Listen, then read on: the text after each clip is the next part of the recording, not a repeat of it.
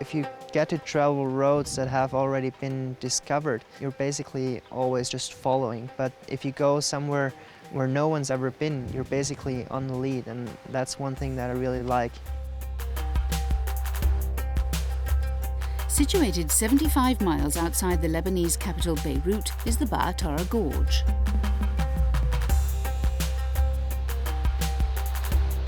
It was the stunning location for David Lama's latest adventure. The 25-year-old Austrian is one of the world's leading climbers.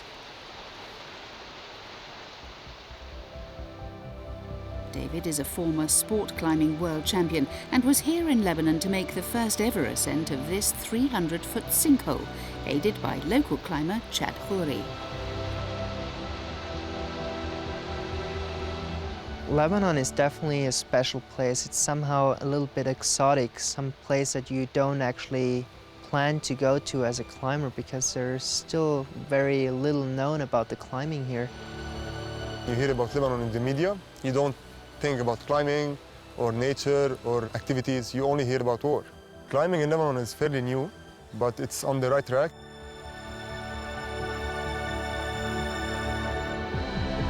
With the surreal setting similar to the landscape in the Oscar-winning Hollywood film Avatar, David and Chad agreed on the name Baatara for the 9A climbing route, the second hardest rank given to a climb.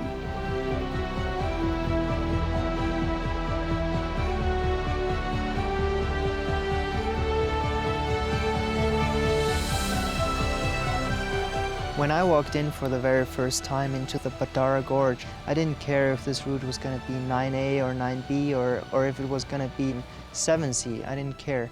I was just here to have a good time together with my friend Jad, and I was here to climb, to do the first climb out of the sinkhole. It's not very common that you get to such a stunning location and there's nobody been there who's ever climbed there. I mean, the sinkhole, it's an obvious climb, and so far there's been no one who climbed it. So you got the first knob in your right hand? To find a climbable line in this cave or in this sinkhole was actually pretty hard.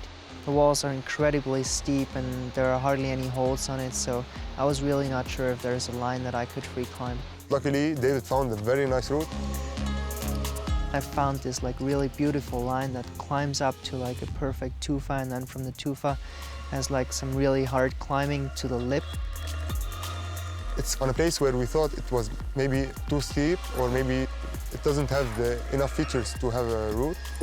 I found some really small holes in the roof, and then 2 cracks going out all the way through the head wall to the top out. I really had my doubts. I knew that all the moves are possible to do, but I wasn't sure if I could link them.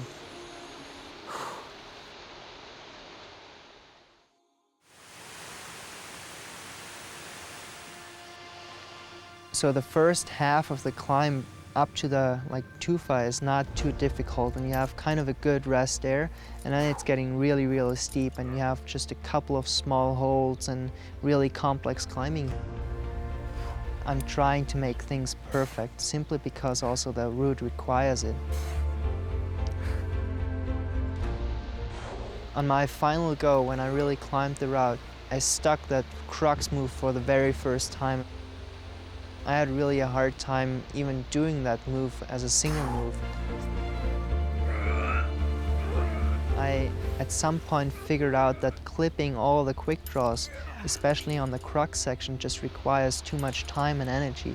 So I decided to skip the 2 bolts on the crux section and made a really big run out of it.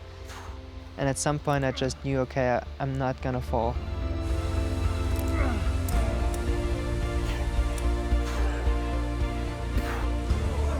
I guess when it comes to climbs that are just this hard or that are this close to your limit, climbing is almost more an art than a sport.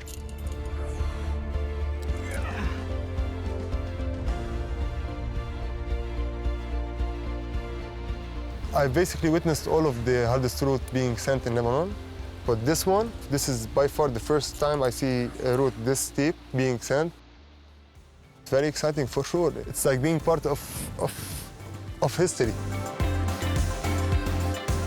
the transition from an idea that you have in your mind to something that actually everyone can see. Like now everyone knows that this line is climbable, and that's beautiful in my opinion. David Lama, mission accomplished.